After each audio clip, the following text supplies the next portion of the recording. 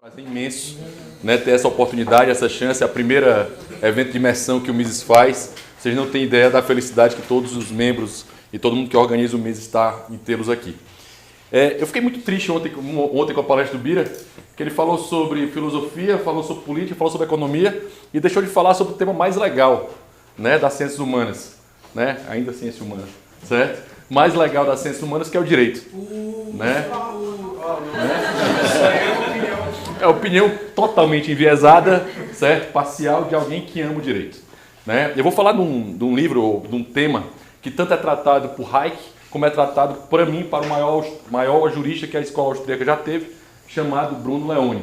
Obviamente, Hayek é o maior intelectual do século XX, mas o maior jurista, sem dúvida, é esse cara chamado Bruno Leoni, mas os dois tratam desse tema. Bruno Leoni tem um tema com esse livro, A Liberdade e a Lei, e Hayek tem pelo menos um capítulo do livro dos Fundamentos da Liberdade. Ele vai tratar desse tema da liberdade dentro da lei, ou a liberdade e a lei. Isso aqui funciona quando quer, né? Fé. É a filha, João. Foi? Como, obviamente, tem gente de vários ramos do conhecimento e vários ramos do pensamento humano, é interessante pensar aqui, o primeiro ponto, quais são os sistemas legais que nós temos. Nós vemos um sistema legal do século XIX para o século XX, que parece que é o sistema legal que sempre existiu, que é o sistema codificado. Nós temos Código Civil, Código de Processo Civil, nós temos todo um regramento prévio para determinar tudo que a gente faz. Esse sistema se chama Civil Law. Parece para nós do direito, quando a gente foi ensinado nesse tema, que esse sistema era o grande sistema, era a grande novidade. Esse sistema começou com o Código francês de Napoleão, lá em 1804, e depois daí todo mundo achou lindo conseguir, de forma de cima para baixo, definir como seria a definição de uma forma melhor de sistema e como ele deveria funcionar. Voltou a funcionar. E como ele deveria funcionar. Esse sistema é chamado de Civil Law, ou seja, nós temos um sistema prévio, pré-determinado, que tem por objetivo gerar uma previsibilidade, ou seja, eu saber qual é a regra do jogo e dentro dessa regra do jogo eu ter o cumprimento dela. Era a ideia geral desse sistema Civil Law, porque diziam que o sistema Common Law não dava a previsibilidade cabível, não havia segurança jurídica. E eu pergunto aos senhores, no Brasil vocês sentem que há uma segurança jurídica? Vocês acham que a regra do jogo não muda, certo? Ela muda tremendamente porque esse sistema Civil Law ele é feito para, muitas vezes, os interesses políticos serem postos em prática e, obviamente, interesse político depende de grupo de pressão, depende de regra, e isso vale para todo mundo, muitas vezes prejudicando todo mundo. Ou seja, é uma boa intenção com um péssimo resultado. E uma política nunca pode ser medida pelas suas boas intenções e sim pelos seus resultados. A ideia do outro sistema, que é o sistema mais antigo que o mundo já teve, que se chama Common Law, o direito dos comuns, é a ideia de ser resolvido no caso concreto, em caso a caso, ou seja, você ter a oportunidade de descobrir o direito. De, num caso concreto, aquele direito ser descoberto e os próximos juízes seguirem o entendimento prévio que foi dado por eles. Eu gosto muito de dar um exemplo, eu sou advogado, militante, e eu tenho um caso em Fortaleza que a 5ª Vara Civil julgou de um jeito uma semana e meu cliente perguntou para mim, Rodrigo, semana que vem o julgamento será o mesmo? Provavelmente eu vou ganhar como eu ganhei? Um advogado, meu caro Ricardo, pode dizer para o seu cliente que o julgamento do juiz será o mesmo que ele foi ontem? Não. Porque não há previsibilidade nenhuma do sistema.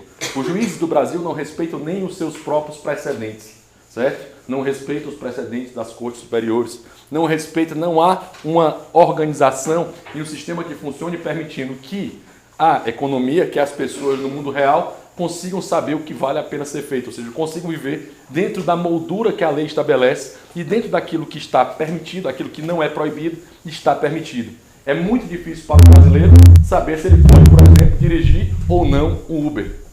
É muito difícil para ele. Eu posso? É legal? Eu estou descumprindo a lei? Porque a maioria das pessoas querem cumprir as leis. A maioria das pessoas tem vontade de cumprir as leis. E quando você tem muitas leis, a consequência é que você as descumpra.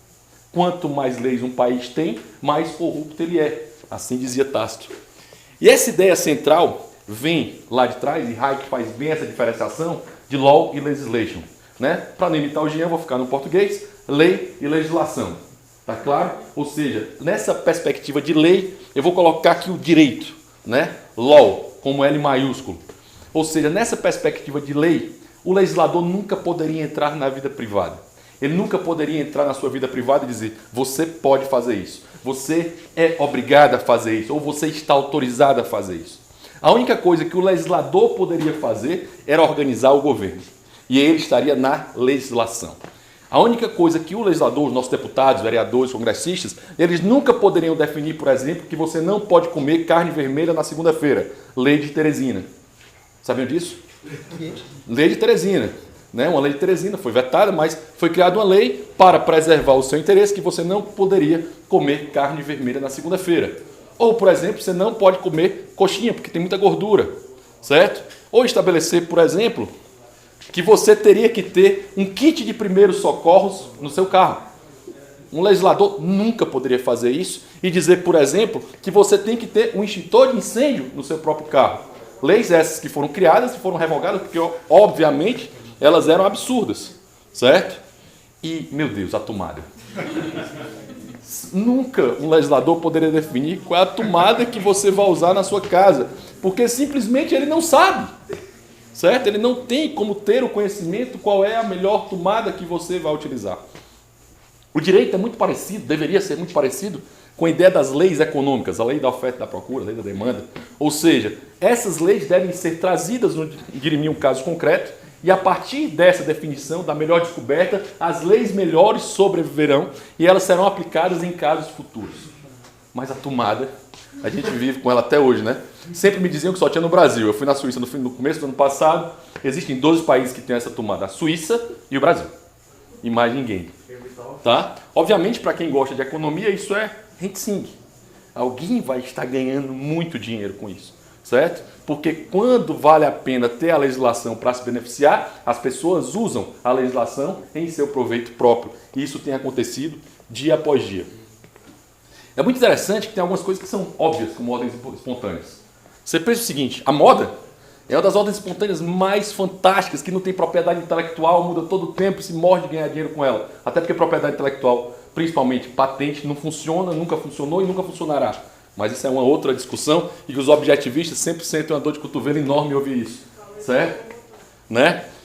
Linguagem, ou seja, quem criou a moda? Quem criou a linguagem? Quem definiu que agora a moda é usar uma sandália que a nossa Taylor Swift está usando? Certo? Quem definiu isso? Tá? Quem definiu isso? Qual é a forma que deve ser estabelecida uma linguagem? Quem definiu qual é a linguagem? Por que o Esperanto, que foi algo criado de cima para baixo, não se torna a língua mundial e o inglês é a língua mundial, como foi o francês antes, como foi o alemão antes? Então você tem toda uma sequência do passado em que grandes culturas, de forma espontânea, acabaram a sua língua sendo utilizada, sem ninguém dizer que tem que ser essa. Sem ninguém estabelecer. Não houve um criador, inclusive, dessa linguagem. Não houve um criador da moda. E não houve, obviamente, como todos vocês sabem, quem criou a economia. A economia existe, trocas voluntárias existem. Você é contra trocas voluntárias, você é contra o capitalismo, você é contra você conhecer alguém, você é contra a família, você é contra a interação, você é contra tudo. As pessoas trocam. Do mesmo jeito, ser contra o direito é a mesma lógica de ser contra a economia. O direito existe, ainda que você não queira. O direito vai existir nessa relação. Existe uma série de regras aqui.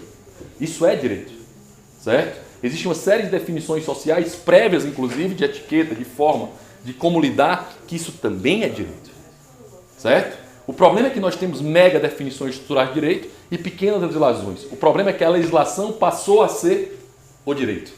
Os legisladores, tanto é que a legislação passou a ser chamada de lei, para ter a mesma força semântica que o law, que o direito tinha nesse sentido. E isso mudou ao longo do tempo. É interessante que a gente aqui, todo mundo aqui fala que meios centralizados não funcionam, não tem como funcionar, e ao mesmo tempo nós temos uma entidade política que define todas as leis de Brasília para o resto do país. Para quem trabalha no direito brasileiro vai descobrir claramente que a nossa Constituição, nossa velha Carta de Papai Noel, falou sobre tudo e falou sobre nada também, certo? Inclusive ela diz como deve ser o Colégio Dom Pedro II, algo extremamente importante para o país, certo? Está na Constituição, Colégio Dom Pedro II no Rio de Janeiro, tá? E ela fala, e ela define principalmente as competências, as áreas de competência que cada ente federativo tem, porque incrivelmente, senhores, nós vivemos um pacto federativo em que as entidades deveriam ter a máxima autonomia, principalmente o município, que é onde nós todos vivemos, e é onde o nosso primeiro contato com esse poder, é ele que deveria ter o maior poder de decisão, mas na prática, quase todas as decisões emanam de Brasília para o resto do país. Tanto é que quase todos os nossos recursos vão para Brasília para depois voltar. 90% dos recursos dos tributos vão para lá para depois voltar por meio de emenda. 10%. Oi? Volta 10%. E volta, obviamente, nesse ciclo vai ficando, né?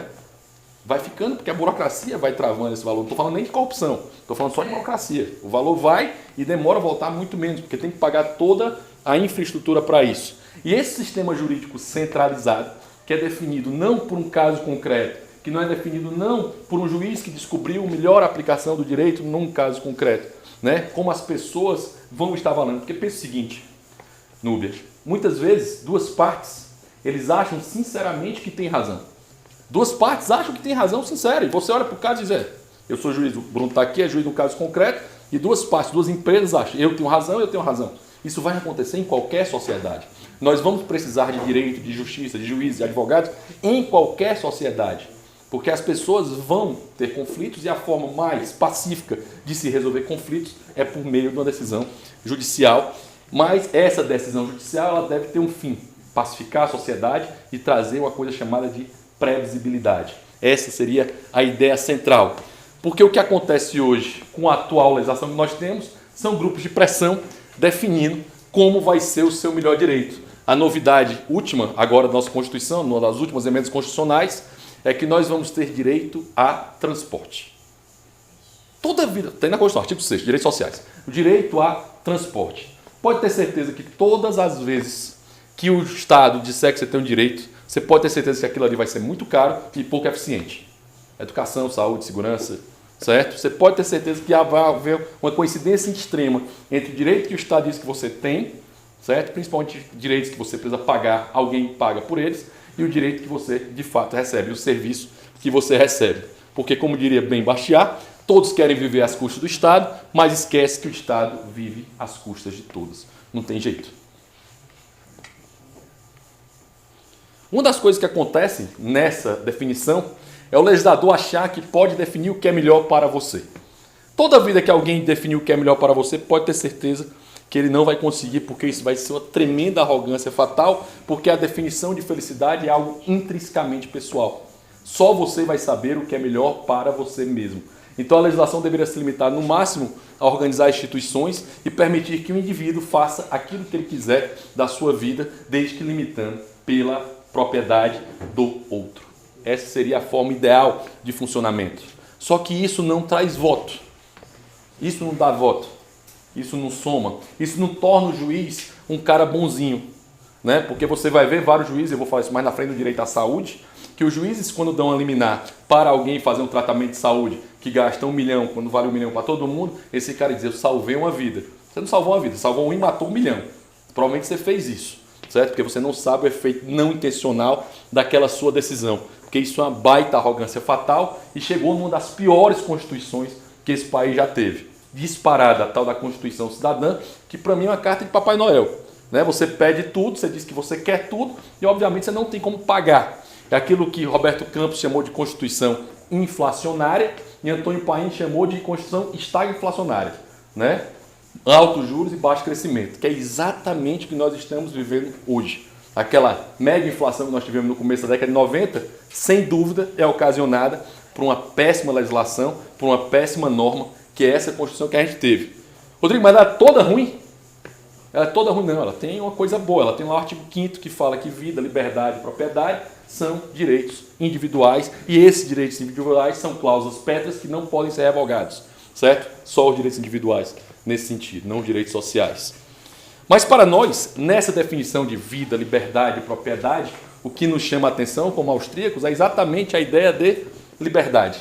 É um conceito extremamente complicado. Hayek, um autor que eu gosto muito, foi extremamente criticado por outro autor chamado Hofbauer, quando ele definiu o conceito de liberdade no primeiro capítulo do Fundamentos da Liberdade. Também não gosto. Hayek disse que liberdade, a ausência de liberdade era coerção estatal. E não é só isso. Certo? Você tem vários outros pontos. Isso não desmerece todo o livro que é The Constitution of Liberty, né? Mas a crítica é real. E uma coisa importante que foi dita até pelo Bruno, não é porque a gente discorda de um ponto e o cara se torna ruim. Certo? Isso é importante ser dito. Se aproveita aquilo que é bom, em Hayek, em Mises, em Hofbauer, tem muita coisa boa. Por exemplo, eu discordo plenamente da história da venda de bebês que tem lá, né? No Hoffman, mas todo o resto eu gosto bastante. Brincadeira. Uma das dificuldades centrais de liberdade é a ideia de, quando você é uma criança, né, voltando ao tema de criança, é muito fácil dizer, isso é uma cadeira, isso é um lápis, isso é um caderno. Uma das formas primeiras de aprendizado que você tem é apontar. Não tenha dúvida, é fácil você ensinar apontando. Mas como é que eu defino o que é due process of law? O que é que eu defino o que é devido processo legal? Como é que eu defino isso? Para quem não sabe o que é devido processo legal, é um direito a contraditório num processo justo em que a parte vai ter, na sua menor dilação, um julgamento. Ou seja, eu tenho a possibilidade de me defender durante o curso do processo para chegar a uma sentença para resolver um conflito.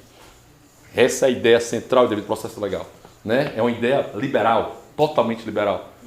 Previsibilidade, que vem lá, que eu vou falar sobre direitos humanos amanhã, mas que vem lá da Carta de João Sem Terra, em que eu vou ser julgado pelos meus pares, mediante um processo que eu só vou poder perder a minha liberdade ou a minha propriedade depois de um processo. Não pode ter um soberano que vai olhar para você e dizer, ó, você não tem mais isso. Isso não pode acontecer com definição disso. Mas é muito difícil você conseguir explicar facilmente isso para as pessoas. É muito mais fácil apontar. É simples apontar. E o que é liberdade? Mesmo na escola austríaca, dois grandes autores discordam desse conceito. Como se coloca isso? Como se posiciona isso? Certo? Hayek fala que liberdade é a ausência de coerção estatal. Só.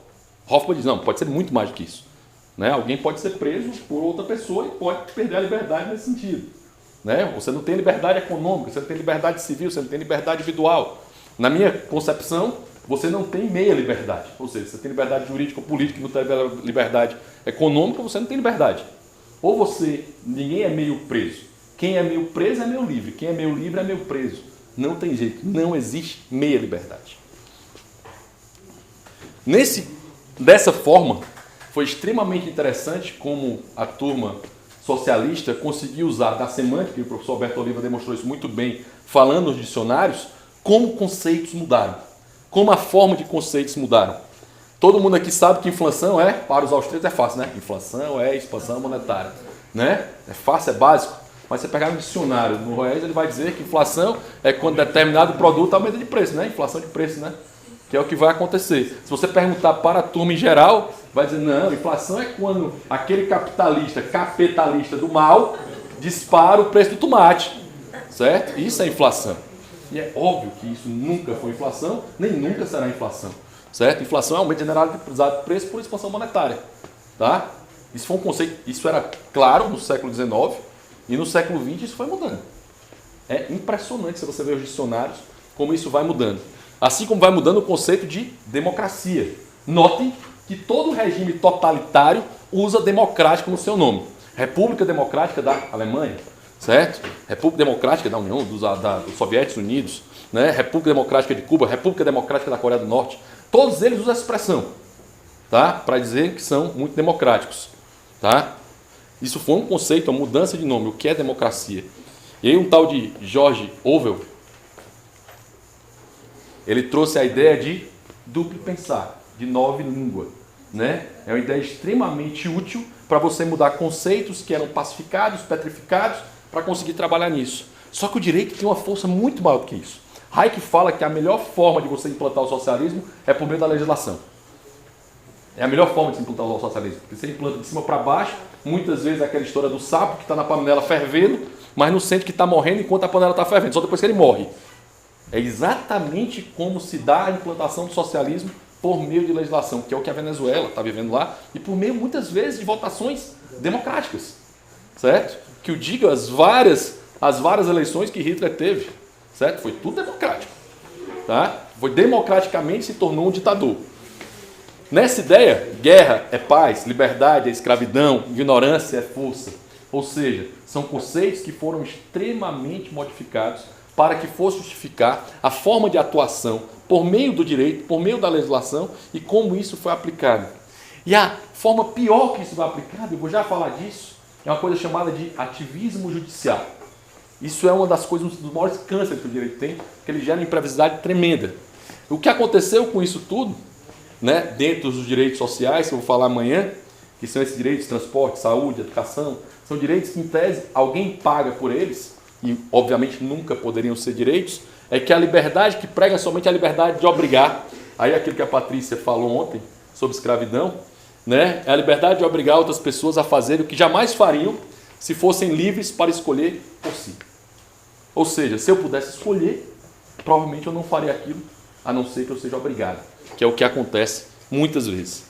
E essa ideia acaba gerando, dentro da consequência do direito, um ativismo judicial tremendo, que é aquilo do juiz justiceiro, certo? Uma das coisas que Hayek fala no final do volume 1 do seu livro Direito, Legislação e Liberdade, ele fala que a função do juiz ela vai acontecer sempre, ela não é uma função tipicamente estatal.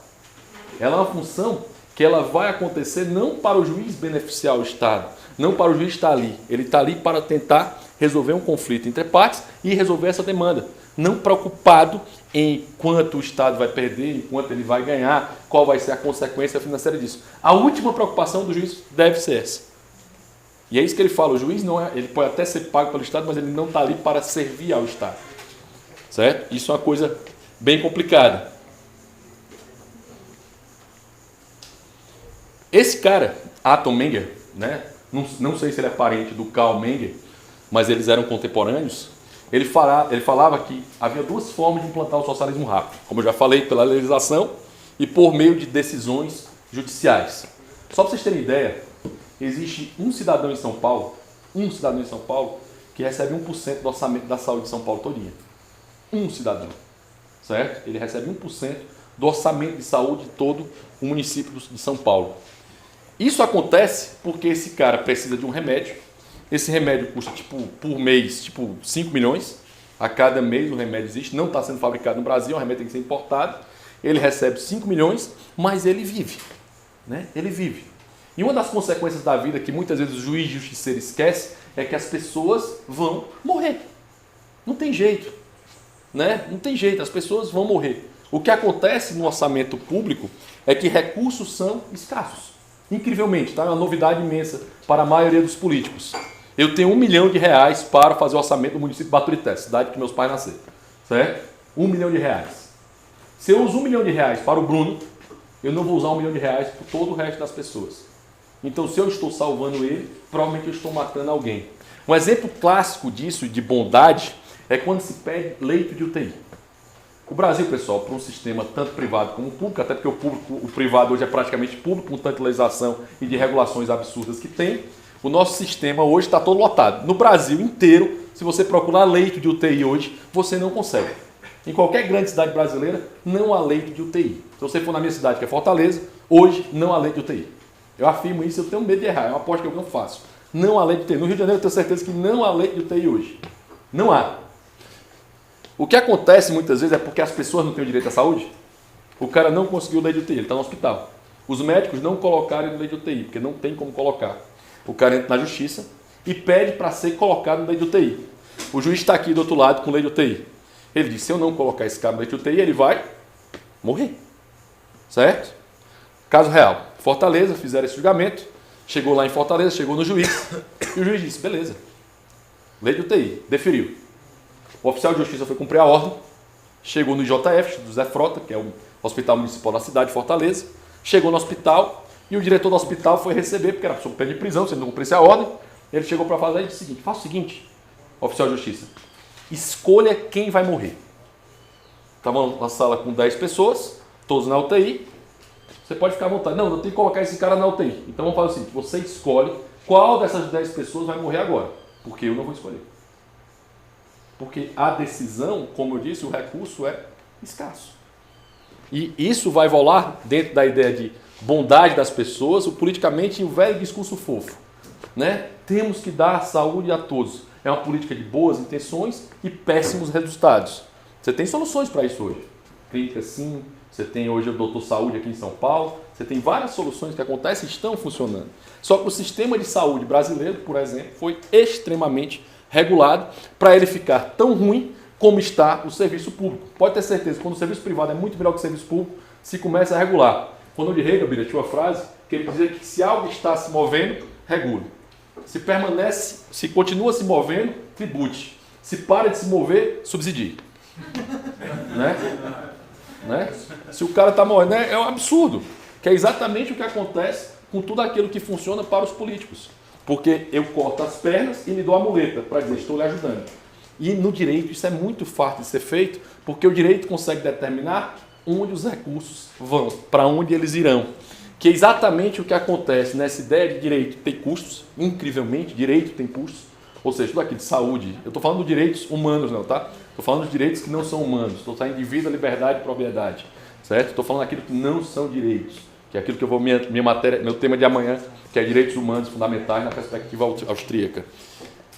Direito tem custo. E se saúde, por exemplo, que é um dos temas mais controversos que existe, saúde é um direito? Saúde é um direito? A saúde que você tem, que nós temos, ela é um direito? Ela deve ser, de fato, dada sem nenhuma perspectiva? Ou saúde é um serviço? Transporte é um direito ou transporte é um serviço?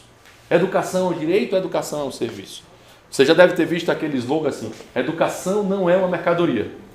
Já viram, né? Não privatize o ensino público. Certo? Isso é uma coisa recorrente. A ideia de ativismo judicial, como eu já falei, ela vem vendo na perspectiva daquele discurso fofo, do politicamente correto, da mudança semântica. E essa perspectiva, ela contrapõe a ideia de liberdade. Eu defendo, sinceramente, o direito de qualquer pessoa usar drogas. Eu acho idiotice. Concordo muito com a ideia do Jeffrey Tucker, lá que normalmente pessoas que fumam do meu lado de maconha sempre se torna muito chata a conversa e sempre me incomoda bastante. Eu normalmente saio e vou conversar com outras pessoas. Mas eu defendo fervorosamente o direito de fazer isso. Agora eu defendo também fervorosamente o direito de você arcar com isso. Arcar com toda a responsabilidade do seu ato, que é exatamente a ideia do direito à saúde, do ativismo judicial e da liberdade e responsabilidade. Se você toma atitudes na sua vida, o direito deve encarar e deve ser encarada como uma consequência de um ato seu. Aí você diz assim, mas eu me viciei em heroína. Eu disse, a primeira vez que você foi obrigado a usar, amigo? Eu me viciei em cocaína. Peraí. Você foi obrigado a usar a primeira vez? Você sabia a consequência? Você não é louco? Lá todo mundo fala que cocaína vicia. Você usou esse negócio? É um problema seu, amigo. Encare isso, a responsabilidade é sua. Certo? Que é a ideia que tanto Leone trata disso na ideia de liberdade e responsabilidade. Ou seja, encare a responsabilidade dos seus atos. Receba elas. E o ativismo judicial ele simplesmente torna o Estado um grande Estado babá. Certo? Um grande Estado babá. No sentido de que o judiciário, o legislativo, ele deve estar preocupado em como tornar a sua vida melhor, a sua saúde melhor. Isso é extremamente perigoso, porque ao mesmo tempo ele pode regular, viu, Sueli, que você está malhando demais, ou que você está correndo demais. Porque para quem não sabe, quem faz muito exercício é tão perigoso para quem não faz nenhum exercício. Certo? É tão perigoso quanto. Você tem consequências na saúde muito claras. Ou seja, atletas de alto nível têm um risco tão perigoso de morrer quanto atletas como o Michael, que não faz nada. Certo? Então você tem riscos extremamente parecidos com isso. Não se preocupe, você está numa imagem em outra palestra. Essa ideia de liberdade dentro da lei é exatamente a ideia de você ter uma perspectiva de moldura em que você possa, dentro dessa perspectiva de moldura, fazer aquilo que não está proibido.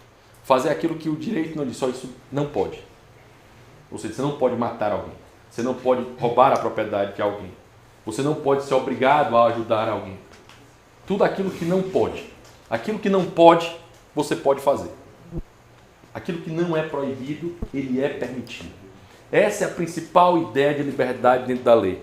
É muito interessante que eu falo com o pessoal que anda de Uber, eu sempre converso com eles, e eles sempre dizem, não, agora vai dar tudo certo porque vai ser regulado. Chega a me dar um desespero, né? Chega a me dar um desespero, por dentro me dá um desespero. Eu digo, mas regular vai ser a pior coisa para você. O pior que vai acontecer é exatamente a regulação. Porque você tem a regulação mais bonita, mais clara, mais rápida e mais singela que existe, que é o consumidor. Sam Walton, dono do Carrefour, ele disse que quem manda na empresa dele é o consumidor. Porque se ele deixar de usar aquele dinheiro que é dele no Carrefour, não, no Walmart, se ele deixar de usar o dinheiro dele no Walmart, ele vai usar o dinheiro dele em outro cliente, ele vai fechar a empresa. Não tem jeito. Porque quem vai dar o valor àquela empresa, àquela situação, àquela mercadoria é exatamente quem compra aqui. Então, na perspectiva de liberdade dentro da lei, aquilo que não é proibido é permitido. Eu não preciso pedir autorização para fazer algo. Eu não preciso olhar para o Estado e dizer, o Estado me autorize a fazer algo. Porque isso já está autorizado. Você já tem autorização legal para fazer. Você não precisa estar perguntando. Faça. Certo? É muito estranho, agora quando você teve essa situação do Uber, em que as pessoas começaram a dizer: peraí, o Estado tem que vir regular o mais rápido possível para resolver o problema. Não, o Estado não tem que regular nada.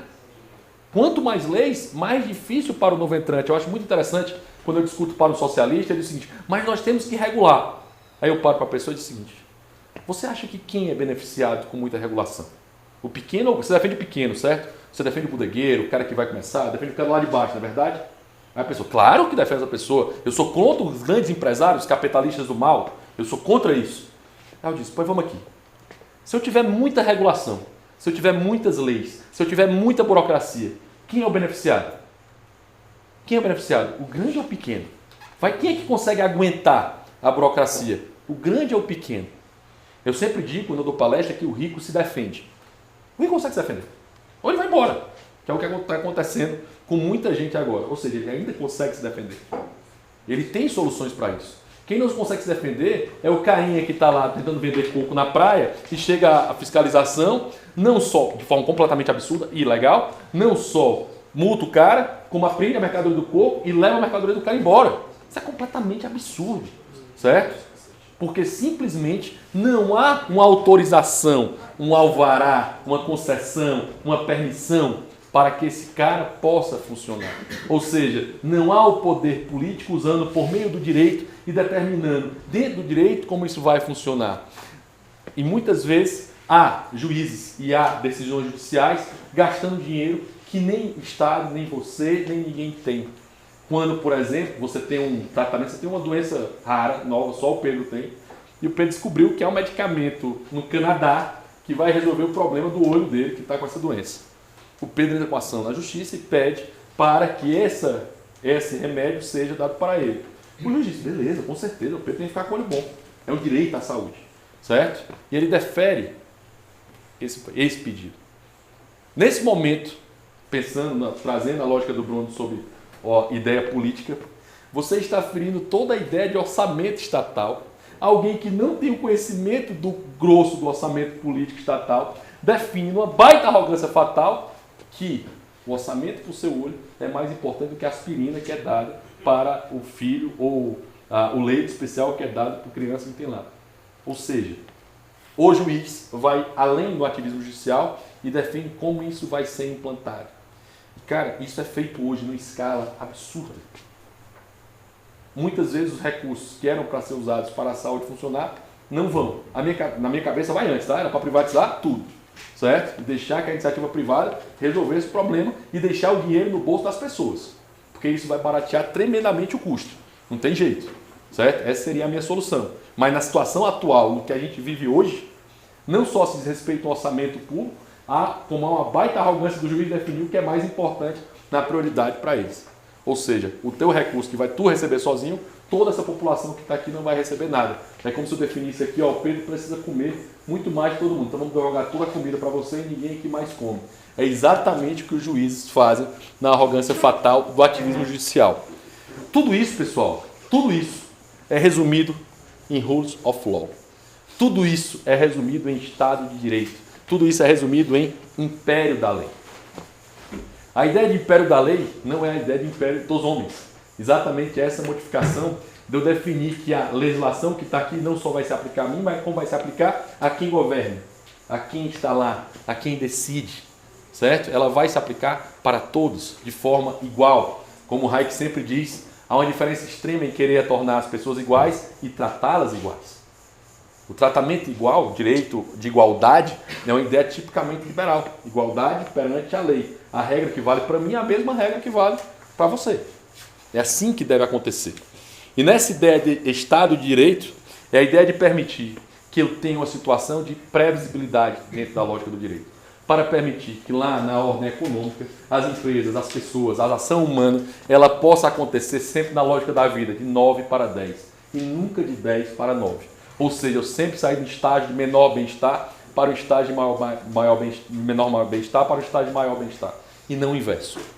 A perspectiva dessa liberdade para isso é uma frase que eu gosto muito de um filme chamado O Juiz, que é com Robert Duvall, né, do padrinho, o advogado, o consigliere do Poderoso Chefão, e o Robert Downey Jr., que eles estão no julgamento. O filho dele está sentado e ele é juiz. E ele usa a seguinte frase: isso deve valer muito para todos nós. Aqui é um templo em que somente você e mais ninguém é responsável por seus atos. O elemento de vontade, ele tem que ser essencial na perspectiva da responsabilidade. Ou seja, eu tenho liberdade para fazer o que eu quiser e tenho a responsabilidade de arcar com toda a consequência disso. A liberdade dentro da lei, pessoal, é permitir que essa moldura aconteça e que você consiga ter a liberdade de saber os limites, de saber até onde você vai, sem ter que estar pedindo autorização para ninguém. Né? Você não tem uma babá, você não tem alguém que vale cuidar. E é exatamente essa perspectiva austríaca que a gente tem na ideia do direito. Obrigado.